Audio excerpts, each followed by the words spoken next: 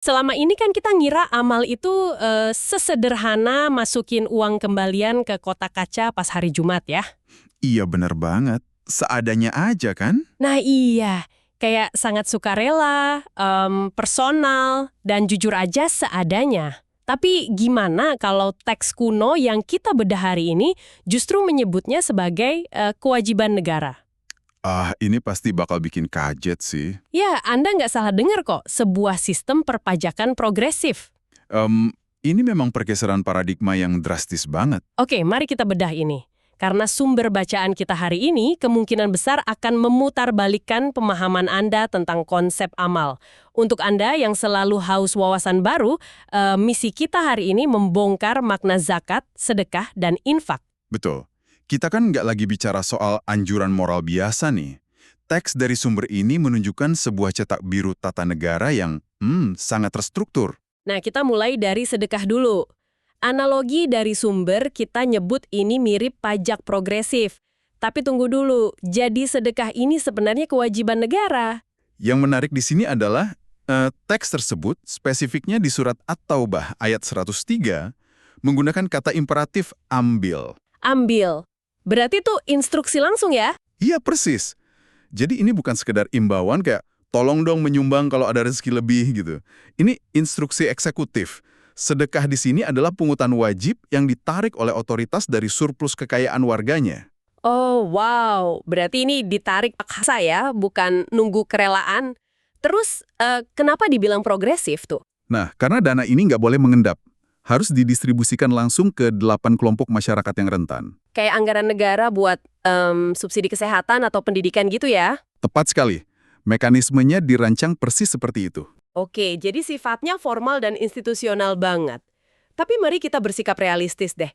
Nunggu dana dari pusat turun ke level desa atau RT kan? Lama banget pasti birokrasinya. Nah itu dia.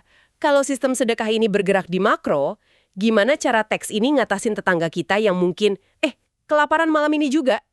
Sistem makro terlalu lambat kan buat krisis dadakan? Bener. Dan disitulah infak masuk sebagai jaring pengaman sosial lapis pertama kita. Lapis pertama, maksudnya yang lebih intim gitu ya di tingkat mikro. Betul banget. Infak atau nafkah ini ngatur lalu lintas ekonomi di level keluarga dan jiran atau tetangga. Oh, merujuk ke surat Al-Baqarah ayat 274 ya? Ya, itu dia.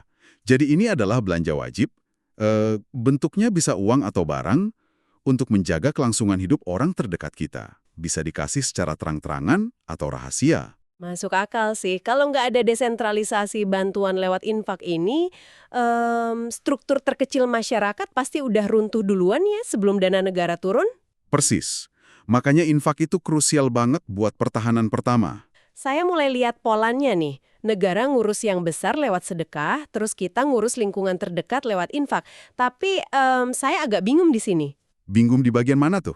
Kalau infak itu wujudnya barang buat keluarga dan sedekah itu uang yang ditarik negara, nah lalu di mana posisi zakat? Kan secara tradisional kita mikir zakat itu ya segedar bayar beras di akhir bulan puasa. Ya, itu pemahaman umum ya.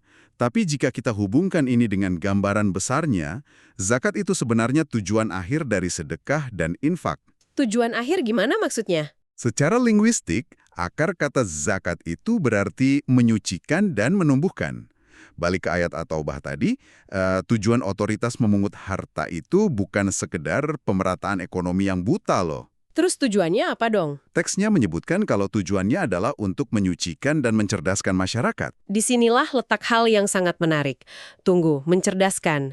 Berarti zakat ini sama sekali tidak terbatas pada materi fisik dong? Nggak sama sekali. Justru itu intinya. Wow, kalau akar katanya menumbuhkan kapasitas manusia, berarti mengajarkan suatu keahlian atau mentransfer ilmu ke orang lain, itu Secara harfiah adalah zakat, betul. gila.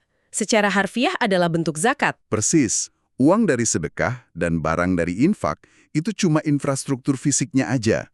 Sebuah peradaban kan nggak akan makmur kalau warganya cuma kenyang tapi nggak berdaya guna secara intelektual. Ah iya benar juga. Percuma kenyang kalau nggak bisa mikir ya. Betul sekali. Makanya proses memberikan kecerdasan dan mengangkat derajat pemikiran manusia ini adalah puncak dari sistem tersebut. Zakat adalah transfer kecerdasan. Jadi, apa makna semua nih bagi Anda? Dari kajian kita, jelas banget ya kalau ini bukan sekedar urusan kotak amal individual. Jauh dari itu, ini benar-benar arsitektur peradaban. Benar. Sedekah adalah sistem pajak negaranya, infak adalah jaring pengaman sosial buat keluarga dan tetangganya, dan zakat adalah sistem pendidikan yang jadi motor penggerak utamanya. Yang mana sistem ini memaksa kita untuk berhenti jadi donatur pasif. Kita harus mulai aktif membangun masyarakat. Dan itu membawa kita pada satu pemikiran krusial nih. Kalau esensi tertinggi dari zakat adalah mentransfer kecerdasan dan pengetahuan, coba deh lihat kebiasaan kita sehari-hari. Di era digital yang super berisik ini ya, Nah, iya. Apakah membagikan informasi edukatif yang valid serta aktif memberantas hoaks di grup percakapan Anda bisa dianggap sebagai cara paling relevan untuk membayar zakat ke seluruh dunia saat ini? Sebuah pertanyaan untuk Anda renungkan hari ini.